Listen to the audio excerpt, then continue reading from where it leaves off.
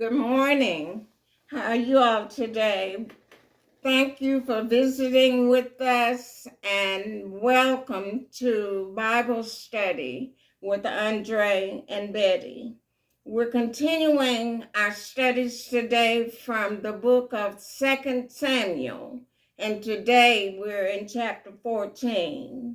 We will focus on the fact that Joab, who is David's general over his army, Joab's secret plan. And because of verses 37 through 39 in chapter 13, Joab has observed that David is longing after his son Absalom. And so back to Genesis 37 through 39. But Absalom, after he had his brother killed, but Absalom fled and went to Talmai, the son of Ammihud, king of Jeshur. And those Absalom's mother's people, because David is his father. And David mourned for his son every day. So Absalom fled and went to Jeshur and was there 3 years. Verse 39. And the soul of King David longed to go forth unto Absalom, for he was comforted concerning Amnon, seeing he was dead. And now into chapter 14 for today, Joab's secret plan. Now Joab, the son of Zeruiah, perceived or understood or could observe that the king's heart was toward Absalom. And now he's going to come up with his plan. Verse 2. And Joab sent to Tekoa and fetched or brought from there a wise woman and said unto her, I pray thee, pretend or feign thyself to be a mourner. Pretend you are a mourner, and put on now mourning apparel or mourning clothes, and anoint not thyself with oil, but be as a woman that had a long time mourned for the dead. Verse 3. And come to the king, and speak on this manner unto him. So Joab put the words in her mouth. And when the woman of Tekoa spake to the king, verse 4, she fell on her face to the ground and did obeisance and said, Help, O king, talking to the King David. Verse 5, and the king said unto her, What aileth thee? And she answered, I am indeed a widow woman, and my husband is dead. Verse 6, and thy handmaid had 2 sons, and they two strove together in the field. Now, these are not her words. These are words that Joab told her to say. And they strove together in the field, and there was none to part them. But the one smote the other and slew him. Verse 7. And behold, the whole family is risen against thy handmaid. And they are risen against thy handmaid, and they said, Deliver him that smote his brother, that we may kill him, for the life of his brother whom he slew. And we will destroy the heir also, so they shall quench my coal which is left, which my only son, they will kill him, and shall not leave to my husband neither name nor remainder, up on the earth, so there will be no heirs through him, my husband. Verse 8. And the king said unto the woman, Go to thine house, and I will give charge concerning thee. Verse 9. And the woman of Tekoa said unto the king, My lord, O king, the iniquity be on me and on my father's house, and the king and his throne shall be guiltless or innocent. If you implement this, I'll take the blame, says the woman of Tekoa. Verse 10. And the king said, Whosoever saith aught unto thee, bring him to me, and he shall not touch thee any more. Verse 11. Then said she, I pray thee, let the king remember the Lord thy God, that thou wouldest not allow or suffer the revenges of blood. My family that's told me to kill this son, the revenges of blood to destroy any more, lest they destroy my son. And the king said, As the Lord liveth, there shall not an hair of thy son fall to the earth. So David says, I will intervene on your behalf. Verse 12. Then the woman said, Let thine handmaiden, I pray thee, speak one word unto my lord the king. And he said, Say on. Now, up to this point, she's just pretending to be a widow woman with seeking help from the king for her living son. Verse 13. And the woman said, Wherefore then hast thou thought such a thing against the people of God? For the king doth speak this thing as one which is faulty, in that the king doth not fetch or bring home again his banished, speaking of Absalom, who had gone to Jezreel with his mother's people. Verse 14. The woman says, For we must needs die. It's necessary that we die, and are as water spilt on the ground. Once we die, we can't come back to this earth except through the revelation of Christ, and then we'll be in our glorified bodies. But this woman is saying, yeah, we're all gonna die, but we're like water spilt on the ground. If you spill water on the ground, you cannot get it back in the cup. So verse 14 again. For we must needs die, and are as water spilt on the ground, which cannot be gathered up again.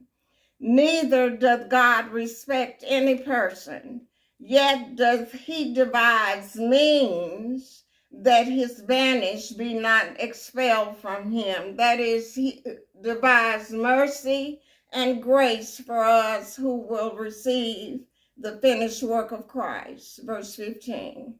Now, therefore, that I am come to speak of this thing unto my lord the king, it is because the people have made me afraid. And thy handmaiden said, I will now speak unto the king. It may be that the king will perform the request of his handmaiden. She's still implementing the words of Joab. Verse 16. For the king will hear to deliver his handmaid out of the hand of the man that would destroy me and my son together out of the inheritance of God. Verse 17, then thine handmaid said, the word of my lord the king shall now be comfortable. For as an angel of God, so is my lord the king to discern good and bad. Therefore, the Lord thy God will be with thee. And now the king is recognizing what's happening in verse 18. Then the king answered and said unto the woman, hide not from me, I pray thee, the thing that I shall ask thee. And the woman said, let my lord the king now speak. Verse 19. And the king says, is not the hand of Joab with thee in all this? And the woman answered and said, as thy soul liveth, my lord the king, none can turn to the right hand or to the left from aught that my lord the king hath spoken. For thy servant Joab, he bade me, and he put all these words in the mouth of thine handmaid for the purpose of, verse 20, to bring a fetch about this form of speech, had thy servant Joab done this thing. And my Lord is wise according to the wisdom of the angel of God to know all things that are in the earth. And so she said, yes, King, Joab told me to tell you these things. Verse 21, and the king said unto Joab, behold now, he's confronting Joab. Behold now, I have done this thing. Go therefore, bring the young man Absalom again. Verse 22, and Joab fell to the ground on his face and bowed himself and thanked the king. And Joab said, today thy servant knoweth that I have found grace in thy sight, my lord, O king, in that the king had fulfilled the request of his servant. I had the woman do this because I see you longing for Absalom, and I want to bring him back to you. So verse 23, so Joab arose and went to Geshur and brought Absalom to Jerusalem. Verse 24, and the king said, let him turn to his own house and let him not see my face. So Absalom returned to his own house and saw not the king's face. David is pouting and upset with Absalom, so he does not receive him as his son.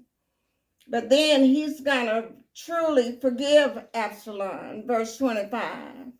But in all Israel there was none to be so much praised as Absalom for his beauty. From the sole of his foot even to the crown of his head, there was no blemish in him. Verse 26. And when he polled or cut his hair, for it was at every year's end that he polled it, because the hair was heavy, he had long, heavy hair. Because the hair was heavy on him, therefore he polled it once a year. He weighed the hair of his head at 200 shekels after the king's weight. So this is a sure measure of how much this hair weighed. Verse 27. And unto Absalom there were born 3 sons and 1 daughter, whose name was Tamar. This is the third woman named Tamar. His sister was Tamar. She was a woman of fair countenance. She was a beautiful woman.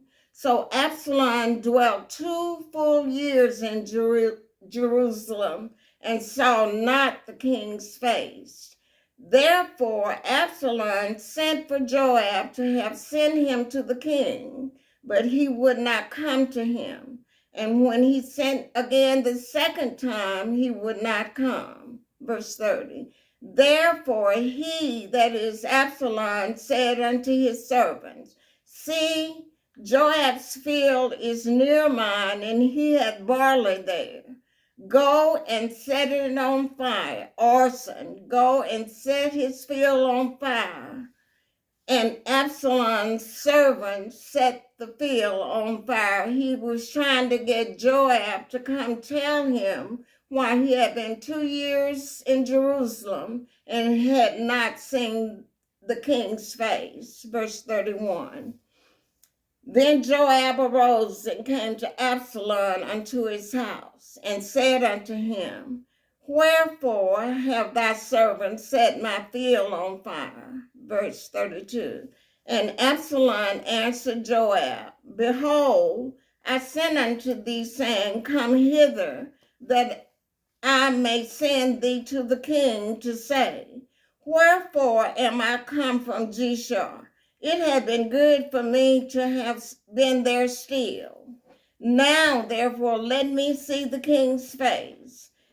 And if there be any iniquity in me, let him kill me. Verse 33. So Joab came to the king and told him. And when he had called for Absalom, he came to the king and bowed himself on his face to the ground before the king. And the king kissed Absalom, which was his way of saying, I forgive you for whatever you've done. And now in chapter 15, we'll see Absalom continuing to create havoc. So you all have a great day and a great week, and thank you all for visiting with me and with us, Andre and Betty. And we'll see you next week or next time. Have a great day. Bye.